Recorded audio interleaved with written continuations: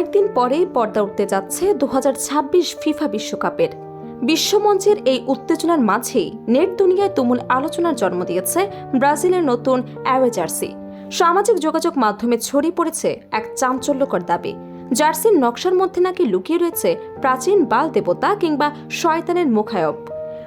অভিযোগটি ঘিরে শুরু হয়েছে ব্যাপক বিতর্ক, যদিও জার্সির প্রস্তুতকারী প্রতিষ্ঠান নাইকি এসব দাবি পুরোপুরি নাকচ করে দিয়েছে।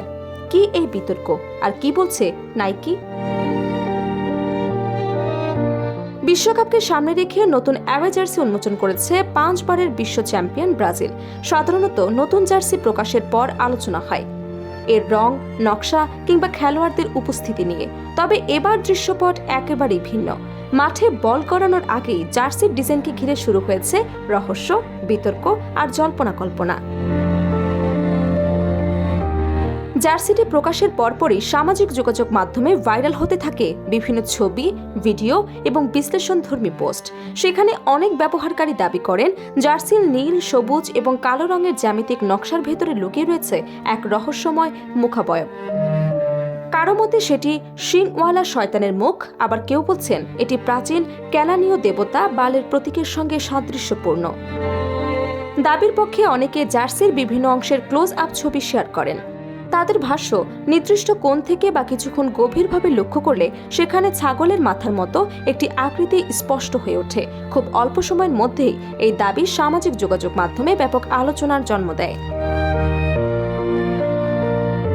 বিতর্ক আরও উস্কে দেয় বিভিন্ন ভিডিও কন্টেন্ট ও অনলাইন বিশ্লেষণ। ফেসবুক, ইনস্টাগ্রাম, এক্স এবং টিকটকে হাজার হাজার পোস্টে জার্সির নকশা নিয়ে নানা ব্যাখ্যা হাজির করা হয়।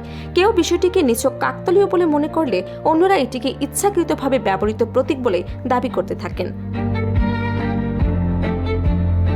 শুধু জার্সির নকশাই নয়, সমালোচনার কেন্দ্রবিন্দুতে চলে আসে ব্রাজিলের নতুন কিট উন্মোচনের প্রচারণামূলক ভিডিওটি। সমালোচকদের একাংশের দাবি, ভিডিও ব্রাজিলের ঐতিহ্যবাহী ক্যানারি পাখিকে ধীরে ধীরে কালো রঙে রূপান্তরিত হতে দেখা যায়। পাশাপাশি ভিডিওর আবহ, আলোকসজ্জা, দৃশ্য, বিন্যাস এবং উপস্থাপনাকেও তারা অস্বাভাবিক এবং রহস্যময় বলে উল্লেখ করেন। তাদের মতে, জার্সির নকশা নিয়ে যে সন্দেহের সূচনা হয়েছিল, প্রচারণামূলক ভিডিওর কিছু দৃশ্য সেই বিতর্ককে আরও জোরালো করেছে। ফলে বিষয়টি কেবল ফুটবল এবং ফ্যাশন ডিজাইনের আলোচনায় সীমাবদ্ধ থাকেনি, বরং ধর্মীয় এবং সাংস্কৃতিক ব্যাখ্যার দিকেও মোড় নিয়েছে। তবে বিশেষজ্ঞদের একটি অংশ এই বিতর্ককে ভিন্নভাবে দেখছেন। তাদের মতে এটি প্যাটার্ন রিকগনিশন নামের একটি পরিচিত মনস্তাত্ত্বিক প্রবণতার উদাহরণ।